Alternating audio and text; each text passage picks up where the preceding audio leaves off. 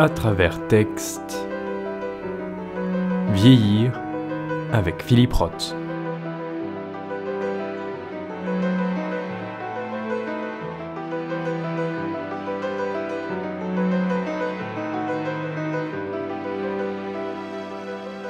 Si l'on ne s'arrête pas simplement aux trames focalisées sur les très grandes perspectives, on observe rapidement que l'œuvre de Philippe Roth est bien plus qu'une grande fresque historique d'Amérique. L'œuvre de Roth s'étale sur des décennies, raconte des décennies, c'est la grande histoire, mais plonge toujours au cœur des combats de personnages très différents les uns des autres. Ça, ce sont les petites histoires. Philippe Roth, c'est les deux. Mais c'est surtout le maître du particulier dans l'environnement universel. Son choix porte sur le roman, il l'a toujours prouvé. D'ailleurs, son amitié pour Milan Kundera vient probablement de cette profession de foi à l'égard de l'art du roman. La vieillesse est par conséquent l'image la plus parlante de cette universalité particulière, ou de cette particularité universelle. En tout cas, de cette ambiguïté. Tout le monde devient vieux, mais chacun à sa manière. L'âge rattrape, rassemble, mais n'efface pas ce qu'on a construit d'unique durant notre vie. Voilà sans doute l'essence de l'esprit Roth. Chercher ce qui fait le singulier dans un lieu commun. Tout au long de son trajet romanesque, Philippe Roth a été inspiré par la faim, hanté par la maladie et obnubilé par les cimetières. C'est Mickey Sabat qui, bien vivant, cherche sa place au milieu des tombes, qui trouve des cailloux et les pose sur celles de sa mère, de son père, de son frère. Et un pour Ida, finit-il par dire. Me voilà. Ce me voilà résonnera par-delà les temps.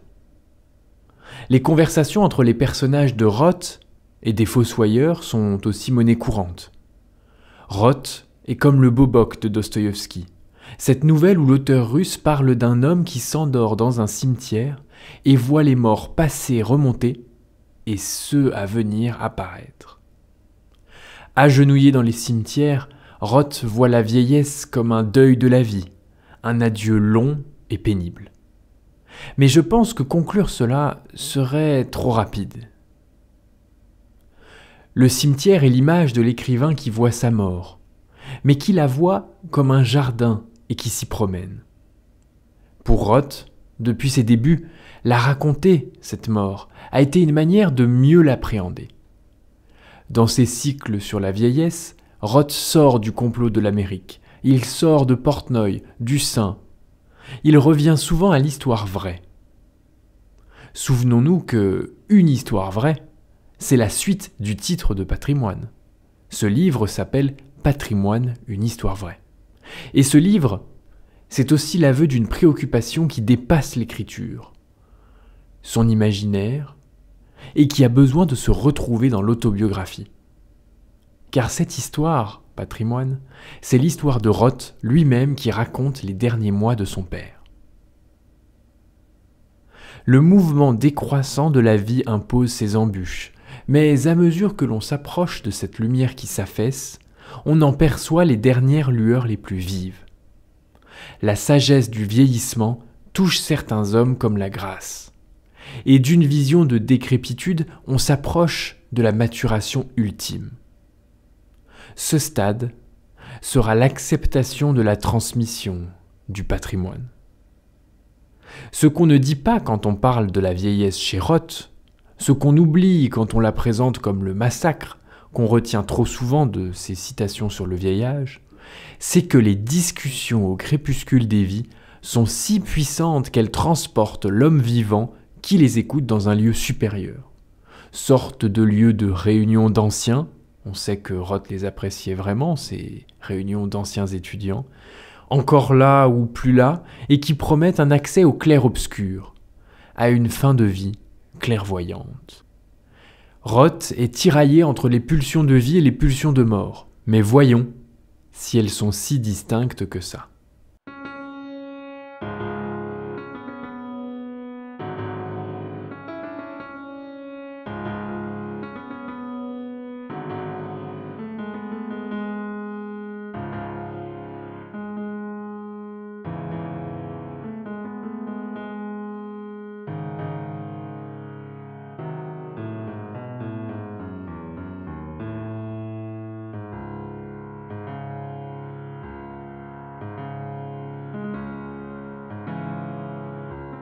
Pendant le dîner à l'hôtel, je commençais à réaliser le handicap que pouvait représenter la paralysie de Belle, outre le fait qu'elle le défigurait. Mon père ne pouvait plus boire, sauf au moyen d'une paille. Sinon, le liquide suintait de la moitié paralysée de la bouche. Et bouchée par bouchée, manger était un effort qui le laissait frustré et plein de gêne. À contre-cœur, il se résigna. Après avoir éclaboussé de soupe sa cravate, a laissé Lyle lui entourer le cou d'une serviette. Il avait déjà une serviette sur les genoux qui protégeait plus ou moins son pantalon. De temps à autre, Lyle approchait sa propre serviette pour, à son grand déplaisir, escamoter une miette de nourriture qui lui avait glissé de la bouche et lui collait au menton sans qu'il s'en rendît compte. Elle lui rappela à plusieurs reprises qu'il devait moins charger de nourriture sa fourchette et s'efforcer à chaque bouchée de moins en enfourner qu'il ne le faisait d'ordinaire. « Ouais, » marmonnait-il, fixant d'un regard inconsolable son assiette. « Ouais, bien sûr. » Sur quoi, après 2 ou 3 bouchées, il oubliait. En fait, manger était devenu pour lui une épreuve déprimante. Et c'était pourquoi il avait perdu tant de poids et donné cette impression pathétique d'être sous-alimenté.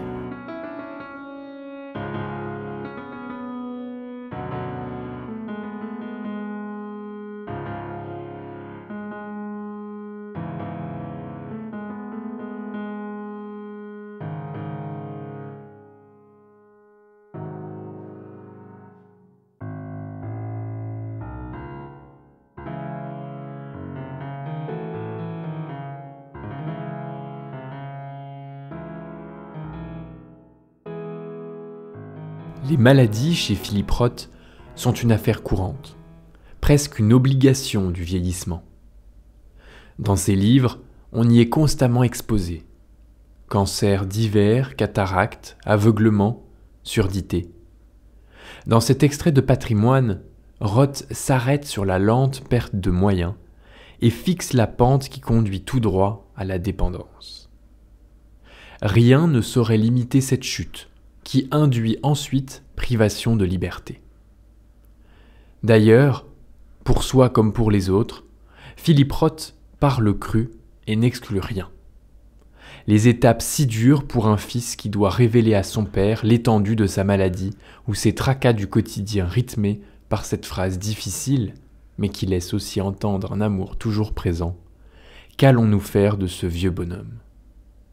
Nous allons l'accompagner, pourrait dire Roth. Nous allons devenir un père pour le père. Celui qui nous a toujours pris la main tend désormais à contre-cœur la sienne. Roth n'embellit pas aussi vite la mort. Il laisse sous-entendre ses considérations, mais ce qui le frappe d'abord, c'est la déprime. On apprend dans le roman Patrimoine la mort de la mère aussi, venue si prosaïquement. Le vieillissement qui conduit à la chute, c'est un banal chemin. Voilà ce qu'on lit. Elle avait commandé une soupe au prêtre à la mode de Nouvelle-Angleterre, me dit-il tandis qu'agenouillé à côté de lui, et sans même avoir retiré mon manteau, je lui tenais la main. Moi, j'en avais commandé une à la mode de Manhattan. Enfin, on la lui a apportée, et elle a dit « Je n'en veux pas de cette soupe ». J'ai dit « Prends la mienne, faisons l'échange ». Mais déjà, elle n'était plus là. Elle a piqué du nez, c'est tout. Elle n'est même pas tombée. Elle n'a dérangé personne. C'est comme ça qu'elle faisait toujours tout. L'inarrêtable intervient n'importe quand. La mort peut frapper à chaque instant et n'importe qui. Figure-toi la vieillesse en ces termes, dit Philippe Roth. Tu risques ta vie au quotidien. Ici, dans Patrimoine, le dénouement est tragique. Mais il y a une aura d'apaisement dans cette scène. La mère part abruptement, au moins dans le calme du quotidien. Dans Un homme, on lit que la vieillesse n'est pas une bataille, c'est un massacre.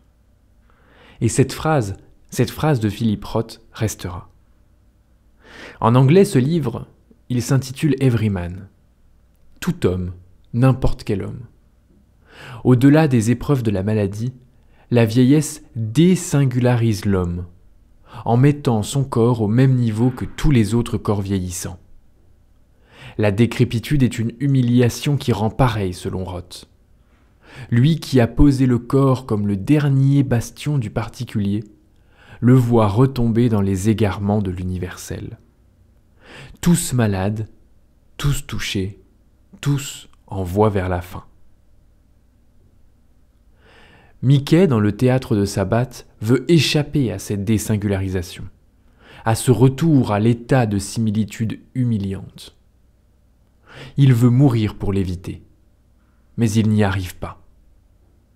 Tout le théâtre de Sabbath sera l'histoire d'un homme qui n'arrive pas à mourir, qui devra affronter l'épreuve du retour à l'universel, lui qui s'est toujours fait remarquer pour ses frasques qui l'ont, pour le coup, vraiment positionné en homme unique, spécial et étrange. Le suicide n'est pas vraiment une solution à ce problème de la vieillesse dans l'œuvre de Roth. Ces personnages n'y ont pas vraiment recours. Exception faite de la touchante Millicent Kramer, cette retraitée qui peint, mais qui a tant de douleur au dos qu'elle doit souvent peindre allongée. Vieillir est un passage obligé. Chacun doit y passer, pense Roth. Mais ce peut être aussi le signe qu'il existe un autre espace de lueur autour de la vieillesse, que quelque chose d'autre s'y cache.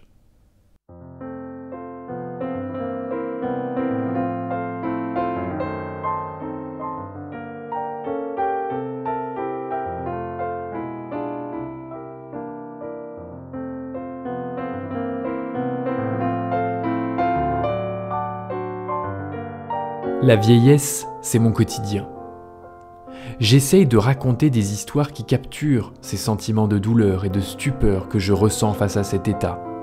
Tous les jours, je suis stupéfait de me voir vieillir. J'étais à New York l'autre jour, dans le quartier où j'ai grandi, avec une équipe de télévision. Je suis retourné voir ma maison, mon école, et je me souvenais de tout. Je pouvais dire qui vivait dans quelle maison, quelle était leur voiture. Le passé est toujours là. C'est très bizarre de ne pas pouvoir arrêter l'horloge du temps et de devenir vieux. Oui, je partage mon temps entre ma maison dans le Connecticut et mon appartement à New York où je passe l'hiver. Dans le Connecticut, je me lève le matin, je fais un peu de gym et je vais travailler dans mon studio. J'écris debout parce que j'ai mal au dos. J'aime bien écrire debout car je peux marcher, bouger. Cela m'aide à réfléchir, à évacuer la frustration. Je travaille en général jusqu'à 4 heures de l'après-midi. Et après, s'il fait beau, je vais nager ou marcher dans la forêt. À New York, je sors un peu plus. Tous mes amis ne sont pas encore morts ici, donc j'en profite.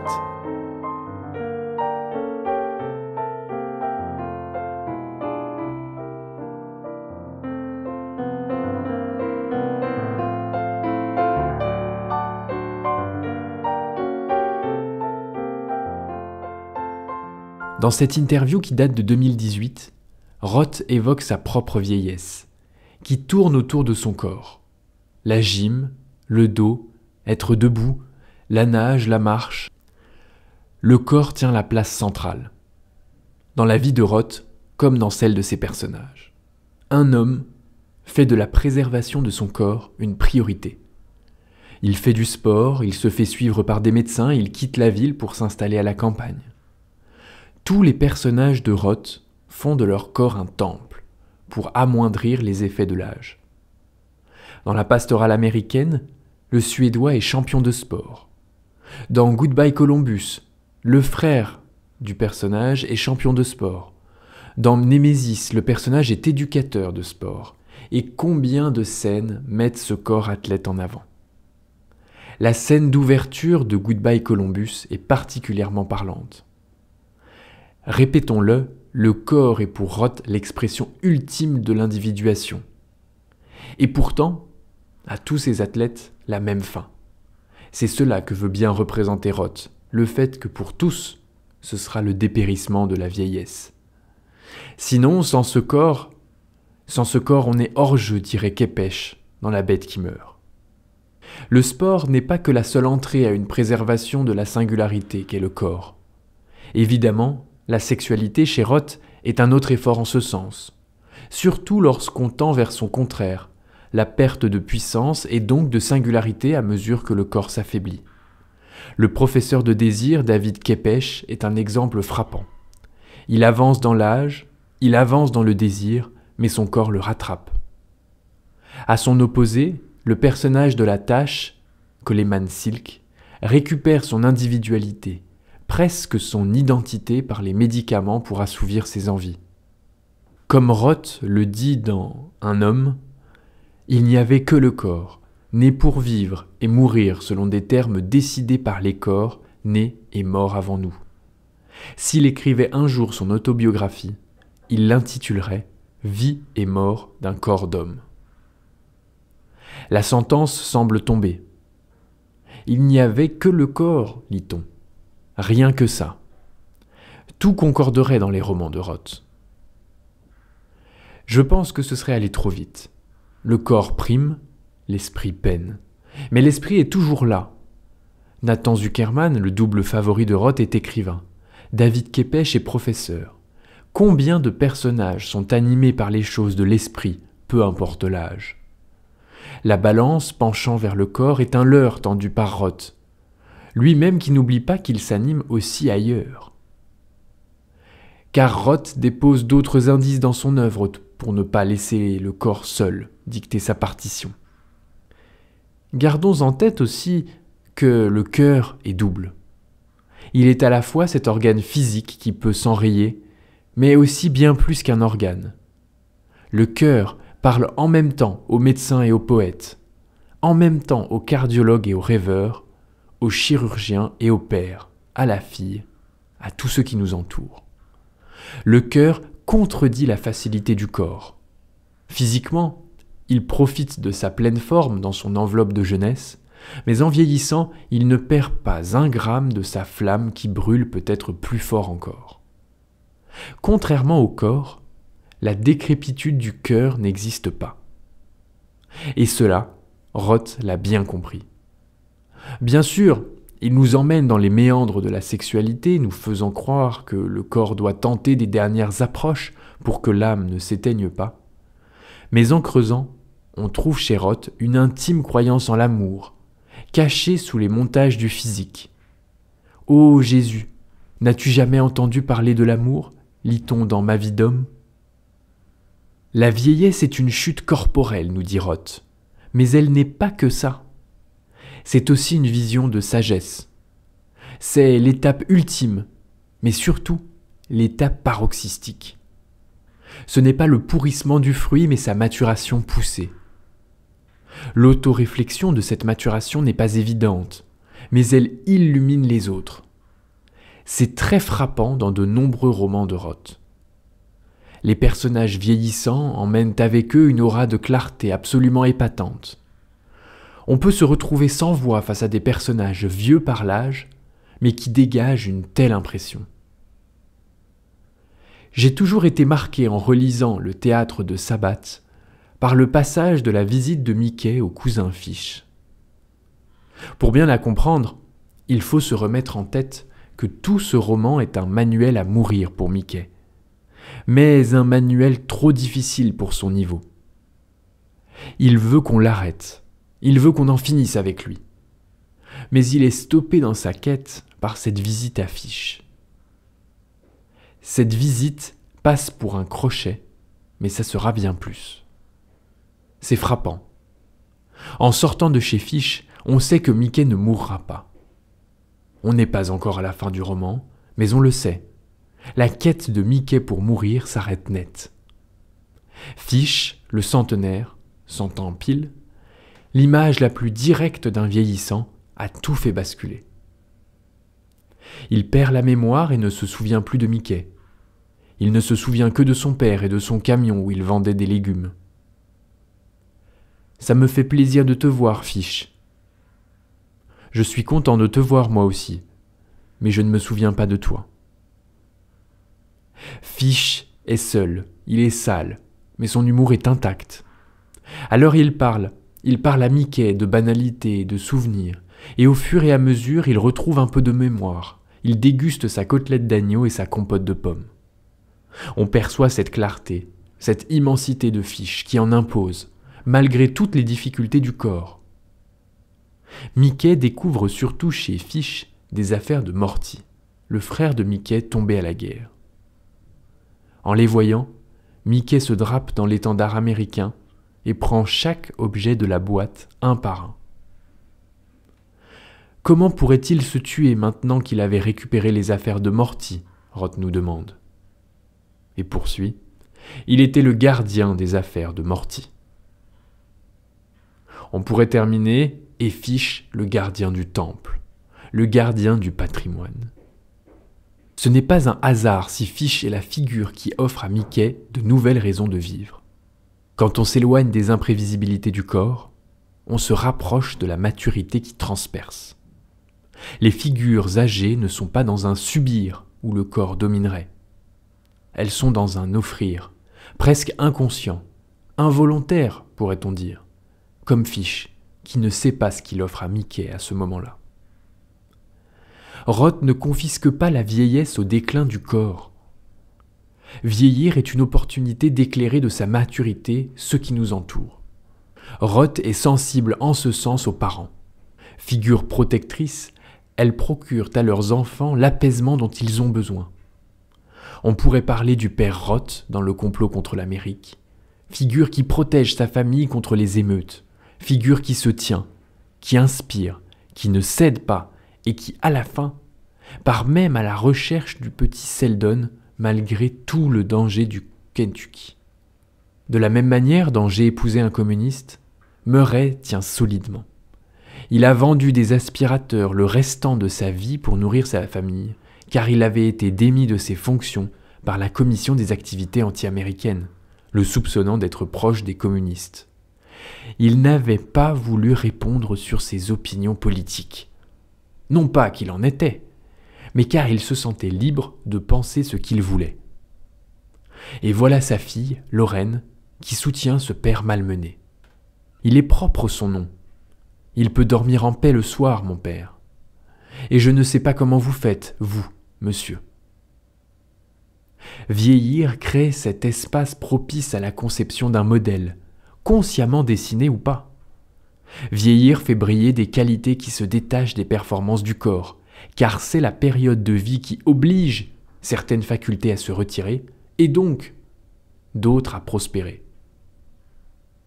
Dans les faits, Roth nous dit qu'il voulait devenir le héros de son père, mais n'a appris à lui montrer son amour que lorsqu'il fut vieux. « Je ne suis plus si loin d'être un vieillard moi-même. Je peux rire de ses blagues, dit-il, lui tenir la main et me préoccuper de son bien-être. Je suis en mesure de l'aimer comme je l'aurais voulu à l'époque où j'avais 16, 17 et 18 ans. » Le vieillissement n'est pas une si mauvaise défaite. Elle contrarie l'universel en resingularisant l'individu, en lui donnant cette lumière unique dont peuvent profiter tous ceux à proximité, malgré le fait que la maladie nous rende tous pareils et nous pousse tous à la déprime.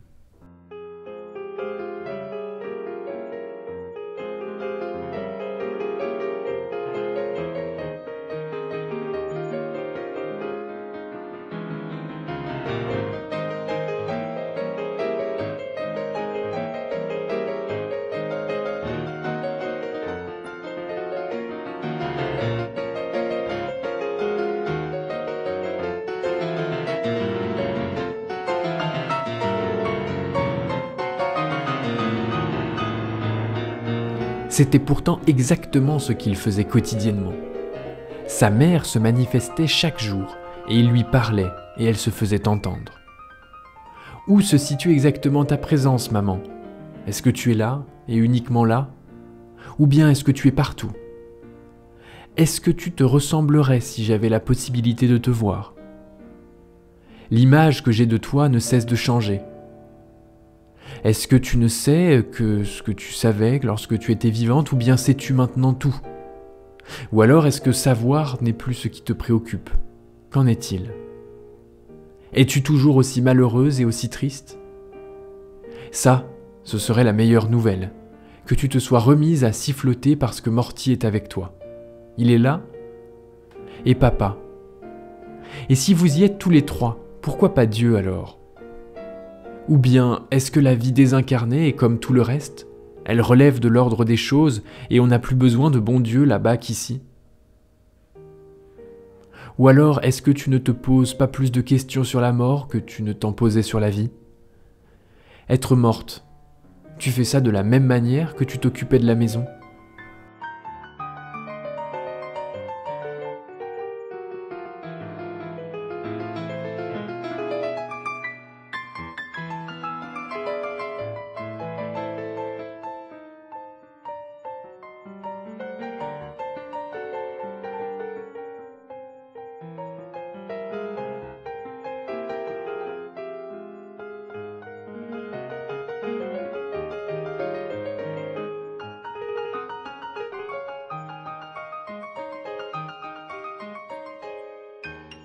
On poursuit la route avec un autre passage du théâtre de Sabbath.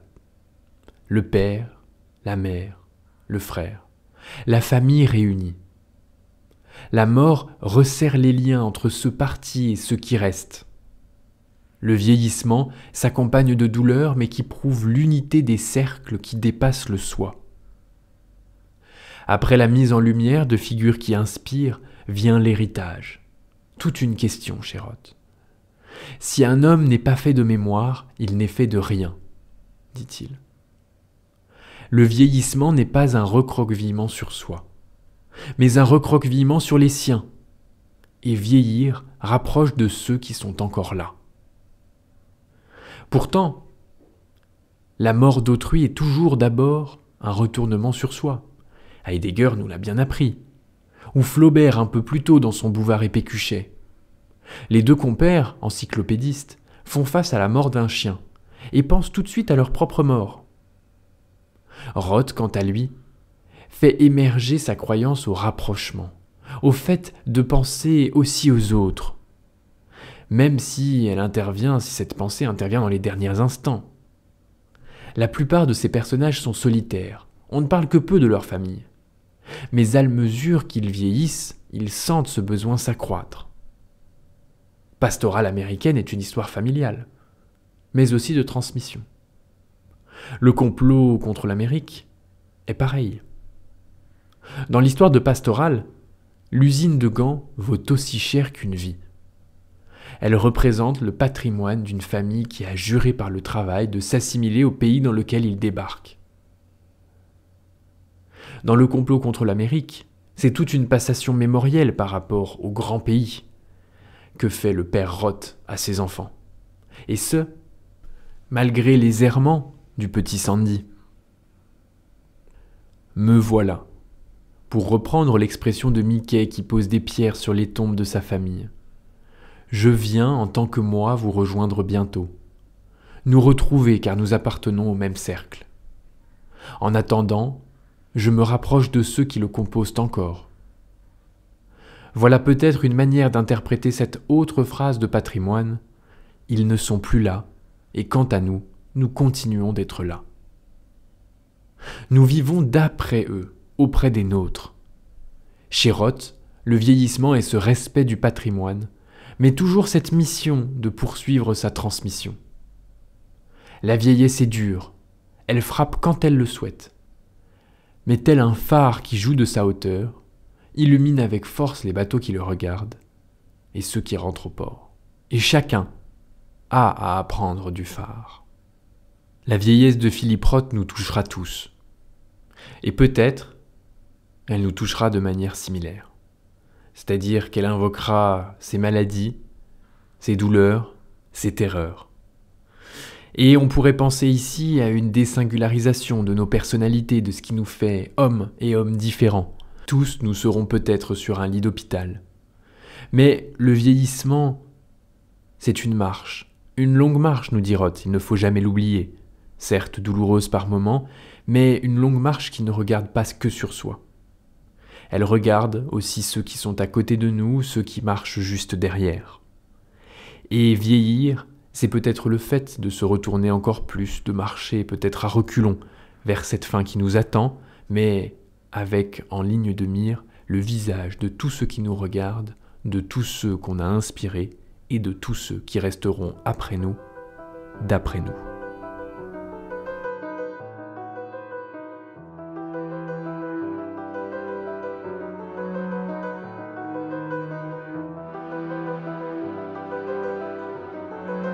C'était À travers texte par Thomas Dutrier.